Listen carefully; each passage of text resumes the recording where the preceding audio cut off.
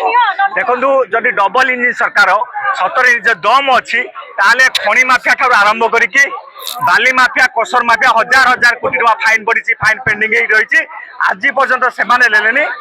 किंतु साधारण लोकों आज हजार हजार टका फाइन पकईकि आज बालेश्वर गाड़ी फाइन कटी भुवनेश्वर भुवनेश्वर गाड़ी गंजाम फाइन कटुची ये जो अव्यवस्था चली केवल फाइन देदेले हेनी आज रास्ता जो दुर्घटना होती मंत्री फाइन देवे तो आपन देखिए किसी दिन पूर्व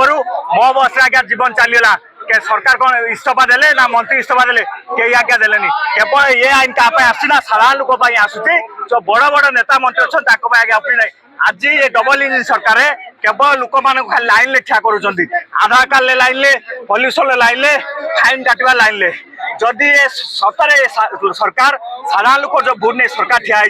आज से साधारण लोक को अत्याचार करुच्ची अन्याय करुच्ची आमे मुख्यमंत्री कहीदेवाई चाहूँ इमिडिएटली आज्ञा जदि फाइन रद्द न करती आमे भुवनेश्वर ठार आरंभ ओडिशा कौन नेता मंत्री को राजरास्ता चले देवनी ओडिशा सारा भिड़ दब